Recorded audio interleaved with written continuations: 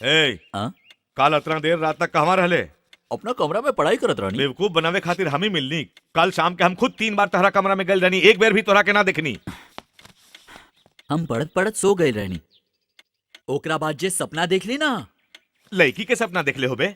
यमराज के हमार गला घोट के मारे आयल रहलन। का बोलले? वो तो मार ही डलतन। ठीक उहे बखत हमार भगवान आई के हमरा बचा लिहलन। इला दूध। तुलार उमड़ रहल बा। ई रुपया काहे खातिर? पॉकेट मनी। पॉकेट मनी? हाँ। 100 रुपया? हाँ। हमार बाबूजी तो हमरा के 1 रुपया देत रहलन। रहे दी। सब बाप का एक जैसन होवलन। कितना प्रकार के बाप होवेलन रउआ के पता बा? तू हमरा के समझावा। गोपाल के बाप ओखरा पिछला जन्मदिन पे एगो बाइक खरीद के दिले रहलन। रउआ तो आज तक हमरा एगो बाइक तो दूर के बात एगो पैरा बुलेट भी खरीद के ना दिया। पैरा बुलेट भी खरीद दे, हुआ। लेकिन तोहरा के ना, तोहर बच्चा के। बाप में देख ना, अजय, दूध तक पिए ना देनी हमरा बेटवा के। रोज तो गावत रहलू के घर के खर्चा ढेर बा और रुपया देई।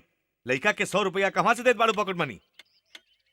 तुहा के सिगरेट पिए के मना बा के ना? हाँ बा ना। बा ना? हाँ हाँ। वो सिगरेट के पैसा बा। सिग उहे खातिर तोहार बेटवा को ज्यादा ही स्मार्ट होत जा रहल बा। ओकर माई ओकरा पे जे पैसा लुटा रहल बिया।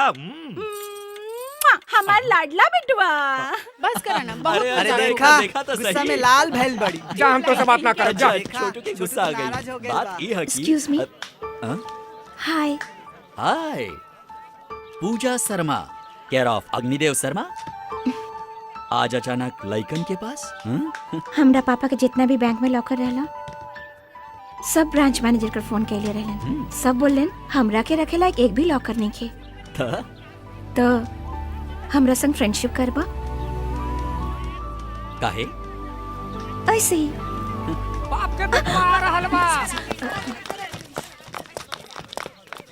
Good morning sir. Good morning बाप के बेटवा। Sit down sit down. Thank you sir. Now dear students.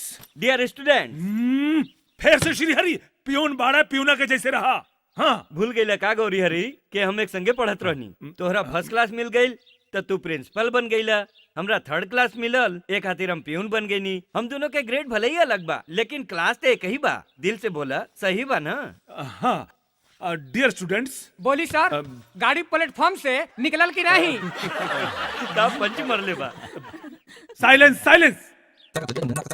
तो हम आज यहाँ एक खातिर आयल बानी कि आजकल के बच्चा लोग अपना बूढ़ा माई बाप के ख्याल नहीं रखेलन। आज के जमाने में पता नहीं कौन सा ट्रेंड चलल बाई।